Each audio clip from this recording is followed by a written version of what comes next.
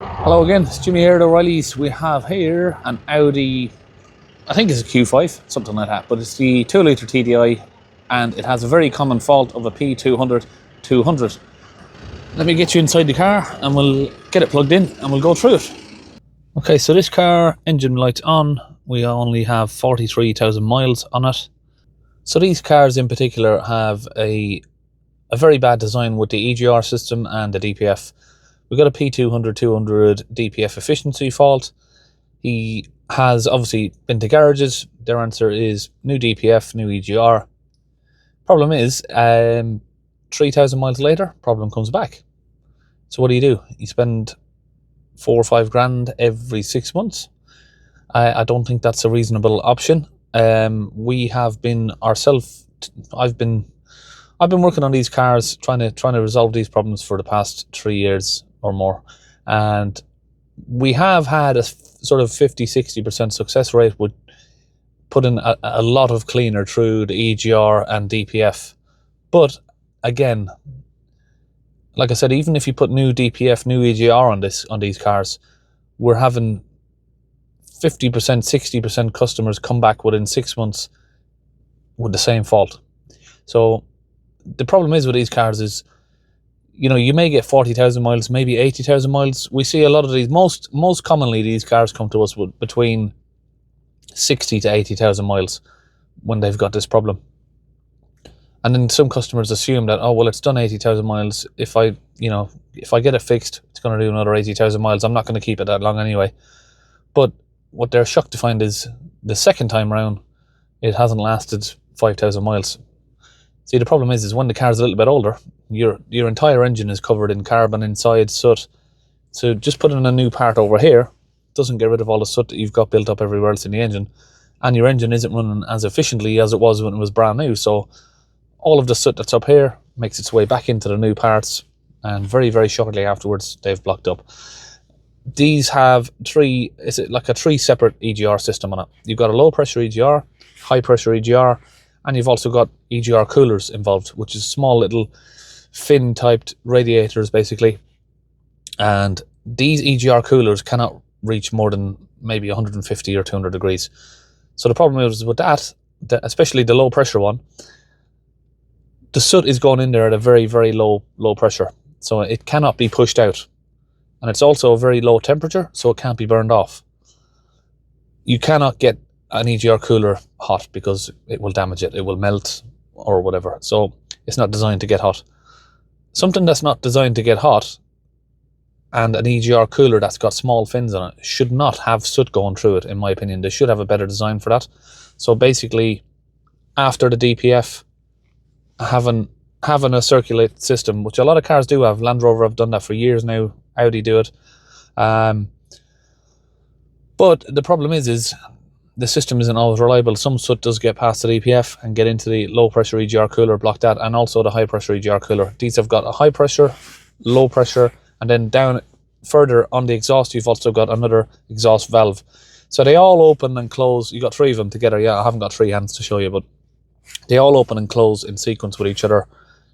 So they're designed to divert the gases back into the engine and eat its own crap, basically. In theory, it's a good system, but without the EGR coolers, it would probably work. But the coolers are the problem. Like I said, they don't get hot, and they just haven't got enough pressure going through them to push out the soot. Even a DPF itself, you know, has got all of the pressure of the DPF of the engine going through it, but without that heat, you can't get rid of the soot. Okay, so I'm just switching on my diagnostic machine. We're going to get it plugged in and verify what the fault is. So I'm going to show you some live data, and I'm going to show you some fault codes that we're going to have on this car. I've already had information from the customer, which is obviously the P200200 code that he's been consistently having, and he's not been able to resolve it for more than a few days. But with a new part, it was a few months. So we kind of already know what it is, but we're just going to go through it, verify it, and obviously show you on the tool here what we can find. This is the X431 Euro from Launch UK, so it's a UK tool, this one. We're going to search for the car first. Now, while that's searching for that, what I'm going to mention to you is I have been in talks with a couple of different software engineers, whatever you'd like to call them, remapping companies, you know, on how we can get a workaround of this problem without doing any DPF deletes, EGR deletes. Can we change the software, basically the parameters, get this to work and get the EGR system so when you got one EGR open, the other one closes to divert stuff. So while it's regenerating, we need to stop this from happening. Stop it diverting the soot to the cooler and basically just put it through the DPF, or widen the parameters so the car isn't so sensitive. If you get, you know, 6 millibars pressure, you got a little parameter like this where you can move up and down. Yeah, 6. So you go above 6, triggers your fault light on. So if we could widen those parameters a little bit so it's not so sensitive, and get the EGRs to operate in different parameters, so they're not open and shutting and diverting the soot and then causing this P200200 code. The P200200 code is caused by the EGR valves that are opening and closing, and they're confusing the DPF because they're all in line. After the DPF, these got these EGR valves and coolers, and then when one closes, it's triggering the DPF, that the DPF pressure is high, and then it's just confusing the DPF. So in theory, like I said, it should work, but because of the confusion where it's all in the same sort of line as the DPF, it does cause confusion with the DPF. So what we need to do is work out a software system that's able to stop that from happening, and we have done that, thankfully. The first time I was getting some of these cars, we obviously, like I said, we were just cleaning them, but we're having a 60% success rate, which is not good enough. I don't want 40% of my customers come back a week later saying the problem has come back. Now we figured out a way for a 100% success rate with this by getting involved with another company, which is the OBD company in Chesterfield. I've had them, we've spent months and months and months, obviously, going through different parameters, and I've actually bought one of these cars myself from a customer that had this problem.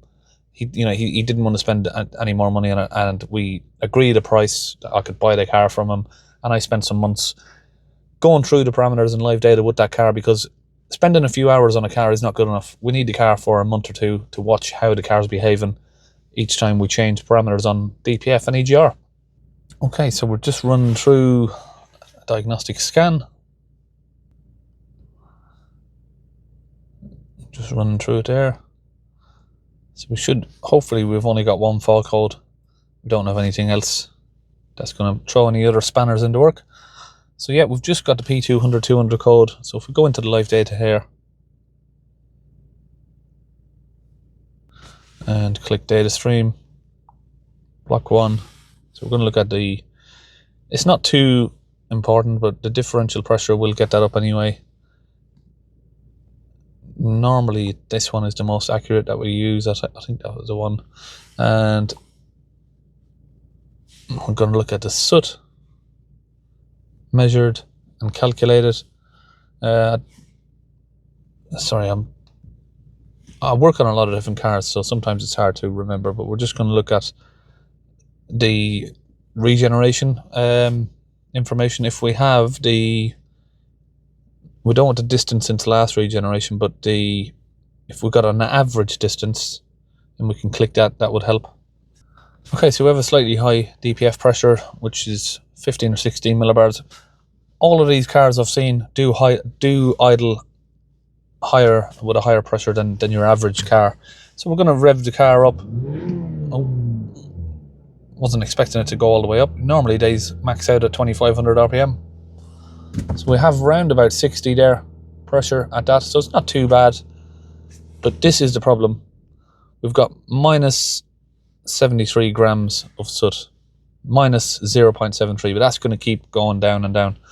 It will go up to minus 6, minus 10 even, minus 10.5. We see them in.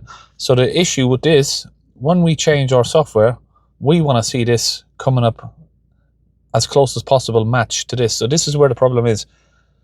The calculated soot, where the car expects it to be, is 9.5 grams. but measuring the soot. Now the soot is measured by the DPF pressure sensor, that's all. It just calculates it via the pressure. But obviously when these valves open and close, this pressure will fluctuate massively. So this pressure will drop too low because the valves are stuck open, and then you get this one here just starting to drop down into negative measures. So when we correct our software, we're going to expect to see this come back up and match this. So we're going to clean the DPF, put some cleaner in it, and then we're going to change the software, and we should hopefully get this to match up exactly close. Well, as long as it's 1 or 2 grams in positive measures, then it might take a few hours of driving to get it to match up completely, but we want to see this coming back upwards. Right, so we've got the car connected with a battery support up. So I'm going to use the auto tuner, and we're connecting to obviously this website here, Remapping Company, or the OBD company, it's the same. We've got the information for the car up here. We'll see what we can and what we can't do with it. We're not going to be increasing any power or anything like that. I'm going to send a file. I'm going to save a file from the car, send it to this man, and tell him to put obviously the file that we've worked on for this engine to my computer, and then we can upload it to the car. It's basically like a software update. We've just got obviously battery support here on the car to make sure that the voltage is being kept up while we're doing this. So with these cars, some people might say, oh, you're changing the software. It's something that I've never really got involved with. I didn't like to get involved in it. I don't like the thoughts of remapping, especially when it comes to deleting the DPF. It's something I've don't ever do. I mean, there are some cases, I suppose, that a customer would just have to do that. But with these cars, there's a few cars that have forced me to get into this side of the job, which is this car in particular. Obviously, any of the Audis that have this engine. People always moan the way I pronounce things, so I've always tried to pronounce it for my viewers as Audi. All my life I've always called it Audi.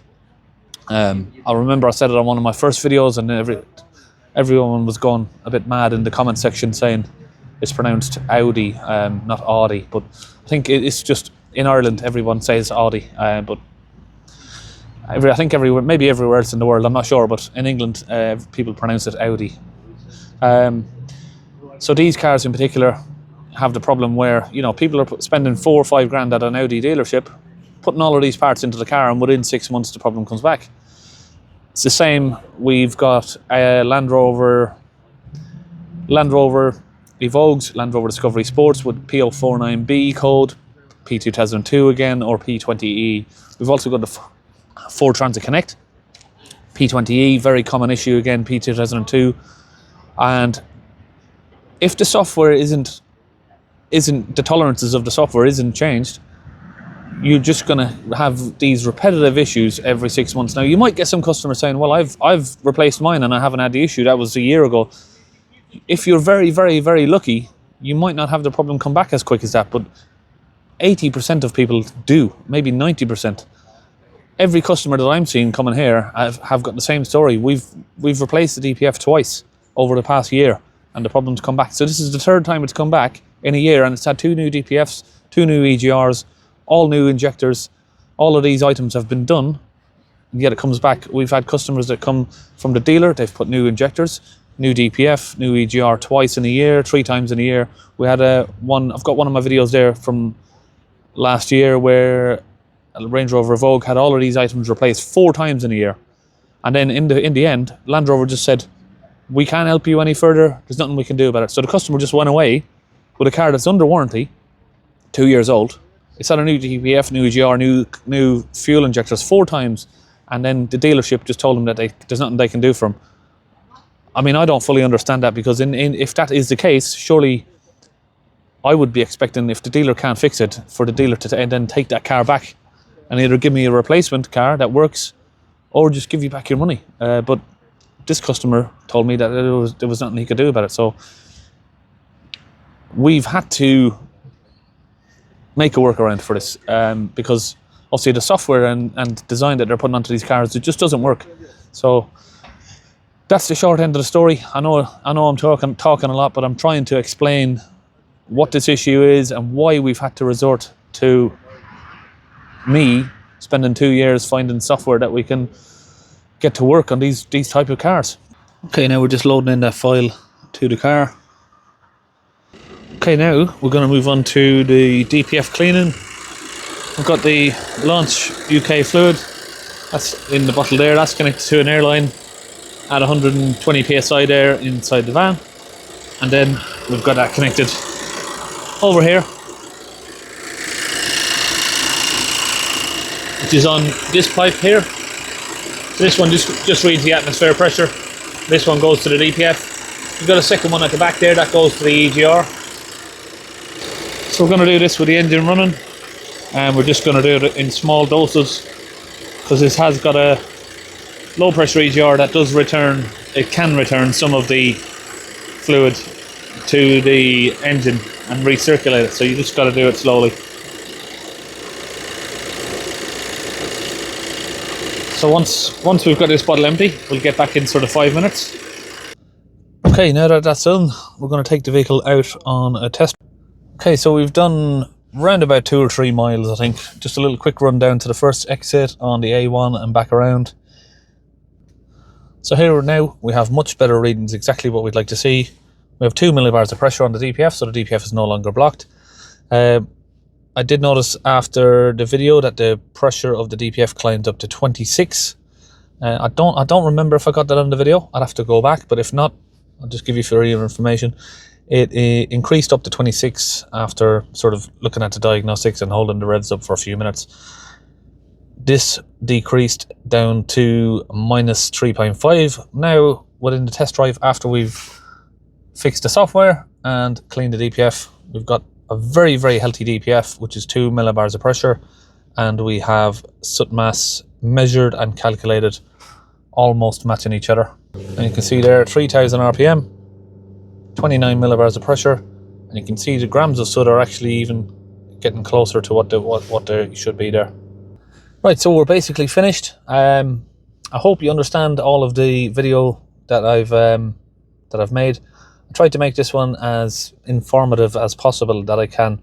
I've made a load of videos in the past on these where we've found solutions to clean the DPF, but like I said, they've not always been successful, and for me, that's not acceptable. If I can't get at least 90% of the jobs successful, I don't want the job. I don't want the car repair. I don't want it coming into me because I don't want half of my customers happy and half of them not.